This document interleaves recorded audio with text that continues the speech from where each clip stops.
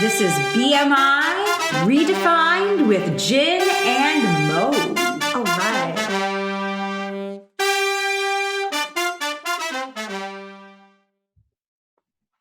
Welcome to BMI with Jen and Mo.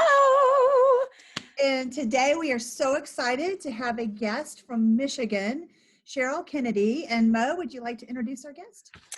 Yes, so we have State Representative Dr. Sheryl Kennedy. I'd like to put that in there. And she is serving her first term as a representing citizens of Michigan's 48th district. And before joining the legislature, she spent 30 years in the field of public education, working to empower youth and as a local teacher for her first 22 years. And after receiving your Ph.D. in educational leadership and administration in 2011, Dr. Kennedy became a school administrator, most recently serving as principal in Walled Lake Consolidated School District since 2013. And now she continues to work in education as a lecturer at the University of Michigan. Sheryl is a sixth-generation resident of Michigan's 48th district at her lifelong home, and she and her husband Mike have been married for 25 years. Yay, good for you. And you have 3 adult children and 2 daughters-in-law. You have David and Megan, Joe and Stefanie, and Karissa. So welcome to BMI Redefined. Thank you. Thank you. This is so cool, and it's so great to see you, Maureen, and nice to meet you, Jenny. Yay. Nice to meet you. Thanks for having me. And I am in, a lot of people in Michigan, as you know, Maureen, have up north cabins, which are a little hole in the wall. Some of them are very fancy. Most are like one room. Right. In northern Michigan, surrounded by trees and water, and it's our little place of heaven. So our governor just removed the restrictions to allow us to come up to our up north homes, and up north people aren't very happy about it. I know, but, right? We stick to ourselves. So yeah. So we were lucky enough to have this place that we can still shelter in place, just looking at a lake, which is better. That's good. Peaceful. Yeah. Mm-hmm. Nice and peaceful. And and I have to say, my family is up north, and I do worry about that Mm-hmm. people coming from down south and bringing the virus. But on the other hand, we have to start living life. Yeah, Because the factories are starting to open now this coming week at 25% capacity. So the state's been doing a good job of working closely with MIOSHA, with DH, with the labor organizations to create safe environments to educate their workers about how COVID is transmitted, make sure that we're doing this as safely as possible. So I think the governor did a nice job. She said it's not like flipping a switch, it's more like turning a dial. So we kind of dial it up and see what happens, and then dial it back if we need to. And so far, everything's been going. I mean, we've been doing great as a state. We've been going okay, good. And has Detroit and that whole area, has that leveled? Yeah. Yeah, absolutely. Okay, our curve is like flat right now. Good, exactly. Good. Okay. And so I have a couple of questions because I have a couple of friends. I mean, we hear the stories from Michigan or here in Missouri from Michigan. I mean, it's made the news and everything. And I will be chastised. International news. Well, yeah, right? International news. International news. And I will be chastised by one particular friend if I do not ask this question. And he wanted to know why couldn't people buy paint? What's the story behind not being able to buy paint? Well, you could buy paint for a while. And then what was happening, the only places that were, we have these huge box stores like Home Depot and Menards. Right. We do too, yeah. And families were going on field trips. Like they weren't buying anything. They just to get out of the house, they'd be like, let's go walk around Menards. And they'd bring the whole family, and you got little kids and they're like touching things and spreading the germs. And it was recognized when we were doing our contact tracing, as limited as we were, that a lot of these germs were spreading in these big box stores. So the governor pulled back for about 2 weeks and said, okay, if you're not, this is for emergency purposes only. So if your toilet's broken and you need to fix your toilet, you need to be able to get what you need to fix your toilet. But you don't need to paint your living room. So we're going to kind of mark off the areas that aren't essential for health and safety and try to limit the traffic and the exposure. And we only did that for like 2 weeks. Okay. And that's what was necessary to get us to where we are now, because that 2 weeks, the virus stopped spreading. And then she said, all right, now that we know we're not overwhelming the capacity of our hospitals and things like that, now you can buy paint again. Now you can come up north to your cabin again. But Right. there was about 2 weeks that she was like, no, just stay home. And the Stay 2 home. weeks seemed like it was like, 10 years or something, just, Yeah. to some people. And I get that. Yeah. And Um, people don't like to be told what, they No. don't understand and they don't like to be told what to do. nope. You Nobody can't tell does. me I can't paint. Right. Exactly. Right. Yeah. And some people might argue, well, painting is good for my mental health to keep me busy while I'm home for 2 weeks being quarantined. So it is essential. People can play That's it. that's exactly what it was. Okay, in Michigan, we never plant vegetables ever until at least Mother's Day, usually Memorial Day, Right. because as it was snowing yesterday. Right. Who's you going just to don't plant? do it. Right. You're going to waste your money. Right. Right. But suddenly, everyone in Michigan was planting their vegetables mid-April, and that's how they sustain their family. If I don't have tomatoes, my family doesn't eat. Like everyone. Right. Yeah. And we're like, some people maybe, but even those people don't plant in April unless you've got a little starter kit in your, kitchen with seedlings or something. Right. So people were, and they didn't know, we didn't have a timeline then. If someone asked, how long is this going to last? We're like, we don't know Mm-hmm. until we see that curve flatten. So people were projecting, oh my God, it's going to be August and I can't plant my tomatoes. So it just raised a sense of urgency in everyone. Yeah. But you can buy tomato plants now. Okay, good. Well, my friend will be so happy to hear that. And I still wouldn't plant them because it was snowing yesterday. Right.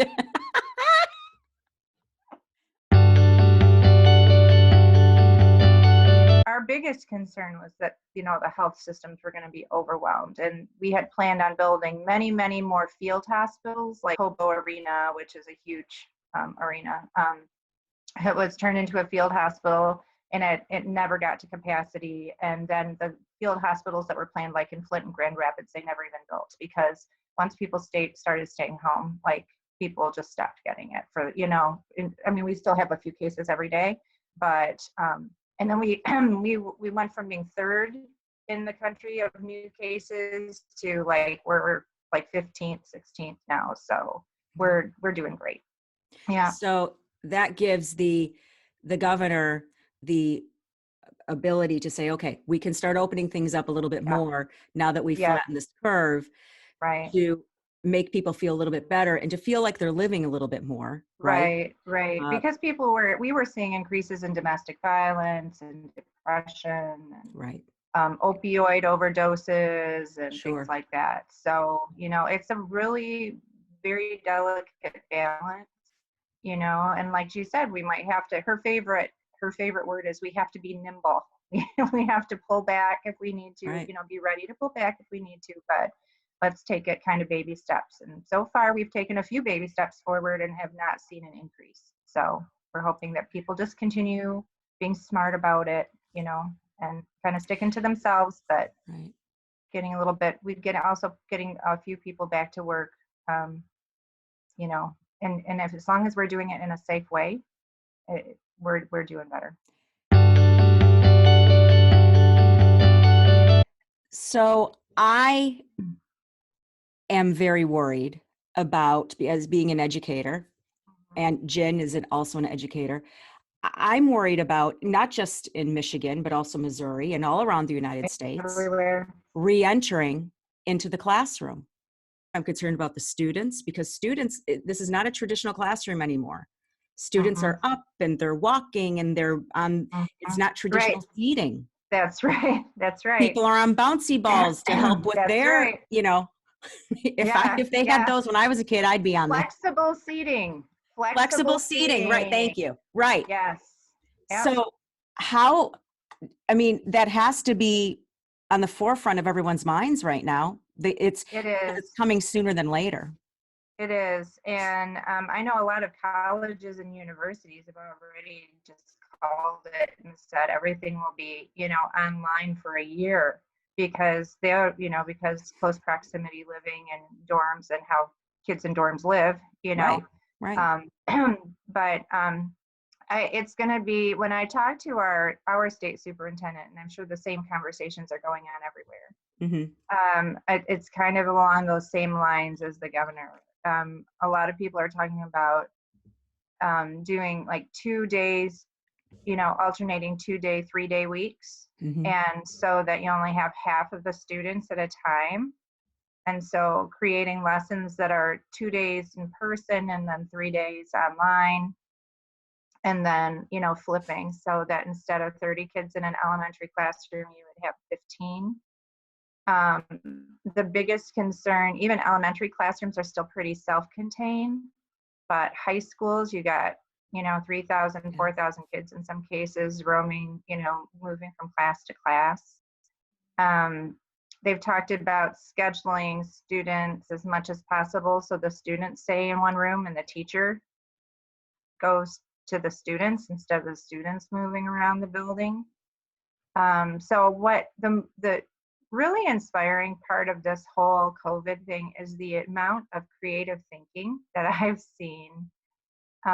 Really brilliant people saying, okay, this is our reality. So how can we make it work and limit the exposure? Because we'll never get rid of the exposure, but how can we limit the exposure? Mm-hmm. How can we make sure that, I think antibody testing has taken off in Michigan. Like, people don't know if you have the antibodies, if it means you're immune, but everybody's getting those antibody tests, and then we'll find out. The more people that have them that don't get the virus, it tells us a lot. So hopefully we'll have better information about antibody testing too. And it may be that some kids who have the antibodies come to school and kids that don't stay home. I mean, there's just there's kind of plan A, plan B, plan C right now. But you're right. I don't see us like September 1st coming and having 30 kids in a classroom. Mm-mm. And if we did, then we would be shut down in 2 weeks. Like if we go back to school as normal, I can guarantee you within a month, Mm-hmm. schools will be closed again, because we'll see a spike, and we're trying to avoid that. Yeah. And the other big concern that we have is special education and compensatory. Compensatory, what do we have to do, under IDEA, because we haven't received any guidance from the federal government. Current Secretary of Education's message, special education community, she was confident that special education teachers would do what they needed to do to make sure students were meeting all levels of IDEA, which is their civil right to, have a certain level of education. And that's what she said. Good luck. Sure, you can do it. I'm not going to give you any extra money to do it. I'm not going to give you any support to do it. I'm not going to give you any guidance to do it. Just go do it. So it's really turning to the states then to kind of create that guidance for themselves. And I'm on a really cool group of people that are the movers and shakers in education in the, kind of the, like, there's labor people and special education advocates and former Lieutenant Governor Kelly, who has a child who's with autism. And it's called the Special Education Coalition. And we're working very hard to help inform the system. So working with the state superintendent and and Department of Education to be, it's kind of like a think tank to say, okay, what will compensatory education do and how can we do it so it doesn't break the bank, in the state of Michigan. And so there's a lot of creative thinking going on, which is cool to be a part of. And wasn't there just something passed that I read somewhere, 5%, like there was like 30 million that was just passed to go into special education, and it's not enough. Oh, no. No, It's no, just no, the no. tip, yeah. No, not even close. In Michigan, $740 million a year Mm-hmm. is what isn't covered in special education. That burden is passed on to districts. Wow. So that means that the $8,000 per pupil that schools get, which is also underfunded by about $2,000 a year, the first $500 to $1,000 comes off the top and goes to cover the cost of special ed. Wow. So That's amazing. It's a thing. It's a thing, yeah. Jen, do you want to ask a couple questions? I'm sorry, I feel like I've been monopolizing the conversation. Oh, I have learned so much. Well, truly, Sheryl, we can see that you are very, very passionate about education and what you're doing. And we're just kind of curious, what was the turning point or the motivation in your life to become involved and seek the role of a representative? Well, I was always involved, like when I was a teacher, I was involved with MEA and I bargained a lot of contracts. As an administrator, I became involved in advocacy. So a couple times a year, I'd go take the visit up to Lansing and meet with my representatives and senators and talk about what was important. And you always kind of felt like, I'd send the emails, I'd make the phone calls, and I always felt like my words were kind of landing on not deaf ears, but uninformed ears, I guess. So you could tell just by their facial expression, they couldn't relate to at all to what I was saying. So when I started, even 6 years, when I first started as a principal, my teachers had 2 preps a day. It was a middle school. So we had team time and we had math support and reading support.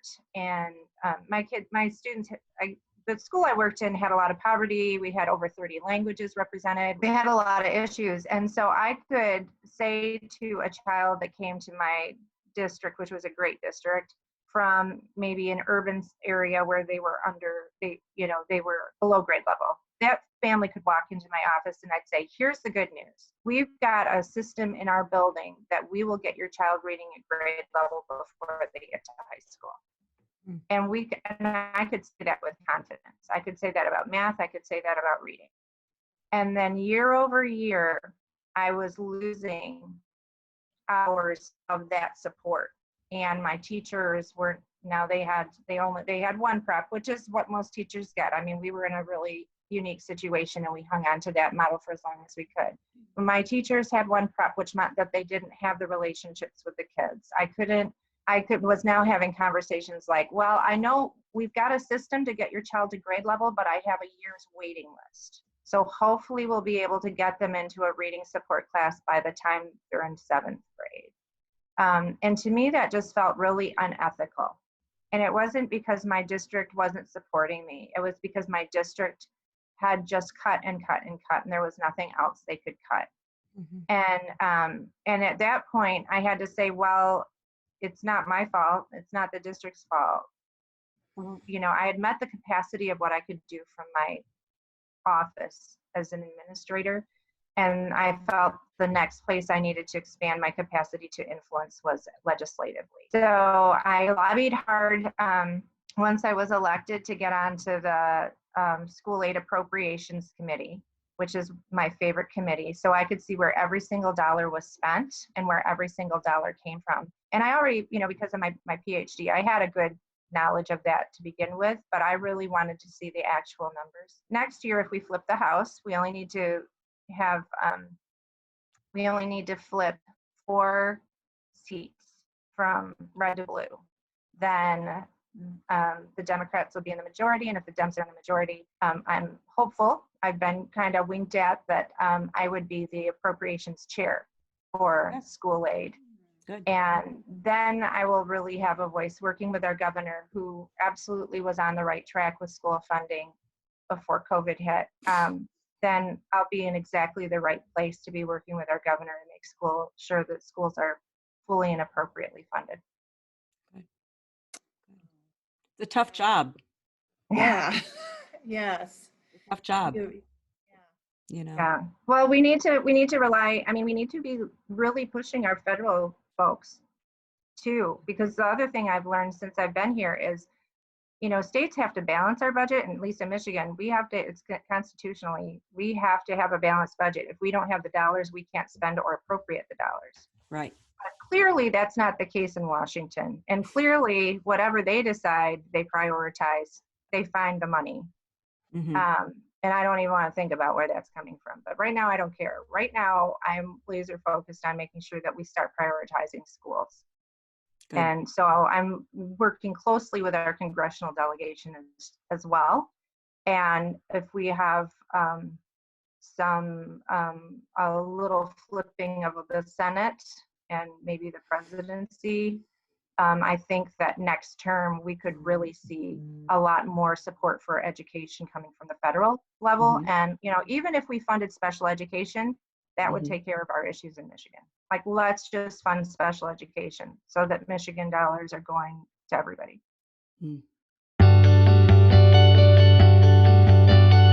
Well, so you've been really surprised by anything? You seem to really have an insight working in the jobs that you worked in previously before moving into the representative role. But have any surprises you've seen legislatively or ideas that were exposed that you really weren't expecting?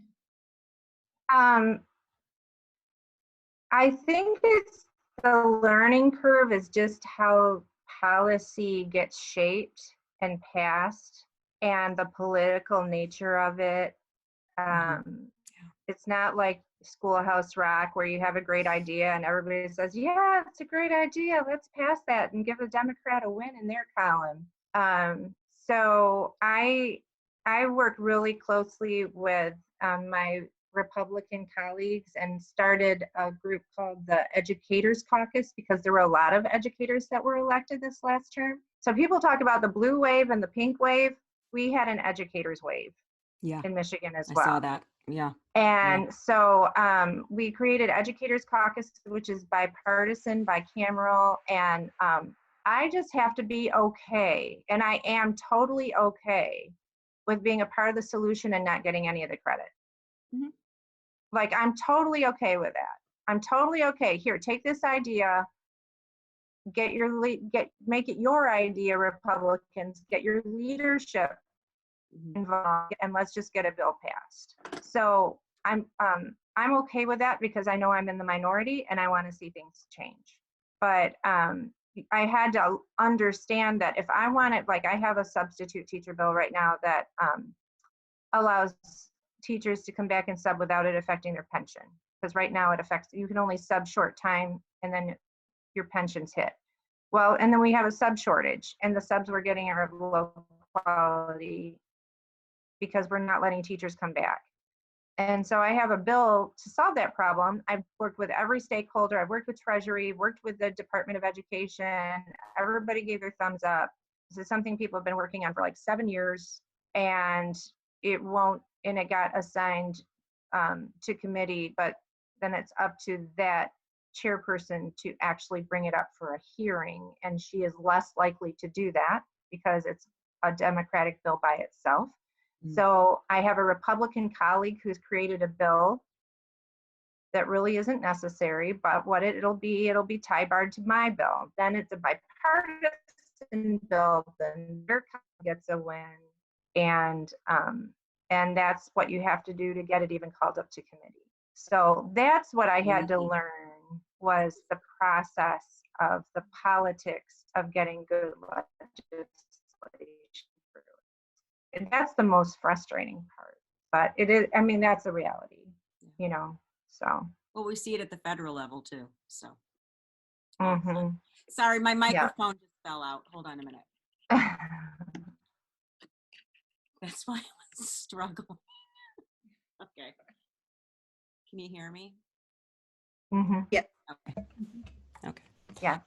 Yeah, that is that's got to be very, very frustrating. And so you have to kind of figure out how you're going to maneuver to get what you need.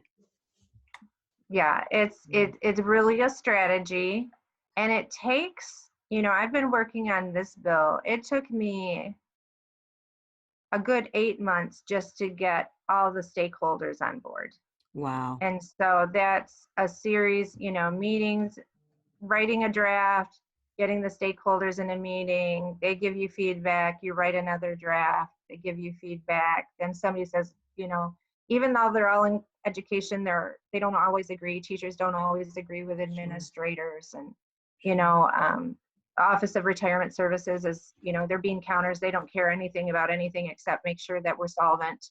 So getting everybody to say, oh, that'll work for everybody. That took us about 8 months to begin with. And that's just where you start before you have to figure out all the political strategy after that. So legislation is supposed to be difficult because we don't want to just be passing willy-nilly laws, and so it's supposed to take a time and it's supposed to be slow, but when you have pressing needs, it makes it difficult. We're kind of curious about, what are you seeing next on the agenda, as far as working through the COVID-19 and all that. But are there any, say, when we come through this and we figure out what we're doing in the fall, are we online, are we hybrid? Some of the universities, even my son goes to university, and they're talking kind of a hybrid look in the fall. But do we have, if we just had a crystal ball or something to kind of see what it may be the school year of 2021, the beginning of that, any premonitions or ideas on where you think the new normal is going to land? Well, I think that this online learning will definitely have an impact on how teachers teach in the future. And I think it really got some teachers, baptism by fire, but kind of got them over that technology hump. I know I had some tech savvy teachers that were all about, Google Classrooms and other, really leveraging technology to enhance what was going on in the classroom. But it was hard to get everybody on board. And so, one of the things I used to ask my teachers to do all the time is like, just get a kid to hold up their phone and snap a video of you teaching your lesson. Not the whole class, but just teaching the lesson, and then link that to your web page at the end of the day. You only have to do it once. If you're teaching the same class 3 times, you only have to record yourself teaching once. Then the student can go home and review the lesson when they're working on their homework without bugging you. Because what a lot of times, kids come in the next day and they're like, I forgot how to do this by the time they got home. And so I'm thinking that this is actually going to benefit how we teach, and kind of getting teachers who were reluctant to include technology as part of their support for students. I think this is really going to get us to a new place. In Michigan, we have snow days. Some districts up in northern Michigan lose 2 weeks of school because of snow days. Right. I think we've lost snow days. Snow days are like, okay, you're just going to have a distance learning day instead of a snow day. Right. So it'll be really interesting to see how lesson planning changes, how learning changes, and how technology, it's more technology rich when we get back. Also, because I'm so focused on special education right now, because that's just going to be a dumpster fire if we aren't on top of it.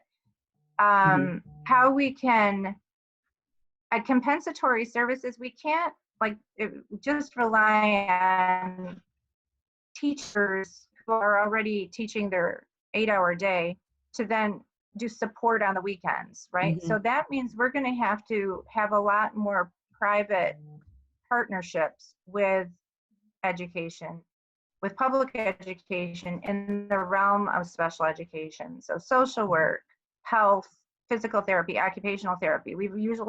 Those folks have been exclusively hired by the district and used in the district. I think is because we have to make up for lost time, we're going to develop a lot more partnerships. And I think that's going to be good as well. Because in the past, we've kind of said, well, whatever you do outside of school is in its own silo, and we haven't included that. I mean, I tried to when I was administrator, but a lot of schools don't invite those private folks, the doctors, technicians, into the IEPs, for example, to inform during the IEP. And I think that that's something that we're going to have to rely on those folks, and then hopefully integrate them into the school plan, because right now they've been very separate. So I think that will be a benefit to folks. But I think, and then the other thing, the place where we were heading in Michigan, and it's at the federal level, there's this wonderful program called C4S, Caring for Kids, Caring for Students, where any Medicaid eligible service that the school provided would be covered, regardless if the student's on Medicaid or in not just special education. Currently, special education students on Medicaid, those funds are reimbursed by the federal government. The C4S program is all Medicaid eligible services. That opens up the door to have family clinics in the school, to have licensed professional counselors in the school, social workers in the school, and those costs are covered by the federal government rather than coming out of the K-12 budget, so, which is appropriate. They're medical services. And so that's what was the direction we were working on when COVID hit, was how can we integrate our mental health and physical health system within the school? And again, make it part of the school plan, the whole child, healthy child plan. And those services, if the child's in the school, also extend to the family. So think about how we can transform, especially Michigan, which has a tremendous amount of poverty, how we could transform the health, mental health and physical health of families just by putting that hub of health into schools and making it part of the school for the whole child and the whole family. So that was a really exciting journey we still are on. It's just slowed down, because everything is COVID focused right now. Thank you for taking the time this morning and to talk with us. Yeah. We just loved having you. Well, thank you so much. And again, it was just really nice meeting you, Jenny. I heard all about you, and so good seeing you, Maureen. Good seeing you too. Good seeing you too, Cheryl. And I'll keep you updated as things move forward. Thank you. Definitely. Okay. Thank you. And I'm going to go get since we're at different time zones, I'm going to go get my real cup of coffee right now because I really do need one. I was just like, please let me be alert. Please. You did very well, Mo. That coffee really helps. Well. What'd you say, Jen? What? I said you did really well. We couldn't tell you'd only had one cup. Very much. Well, listen, you guys enjoy and go Michigan State. I'm just saying that. Sorry, U of M. Go green, go white. Right? Go green, go white. Yay, go Sparty. Yeah. Okay. I teach at U of M, but my dollars went to Michigan State. Because my oldest son graduated. Right, tuition dollars went to Michigan State. Good, yay. Yeah, so did a lot of mine, but we're not talking about that. Okay, we'll see you guys later. Bye. Bye. Thank you.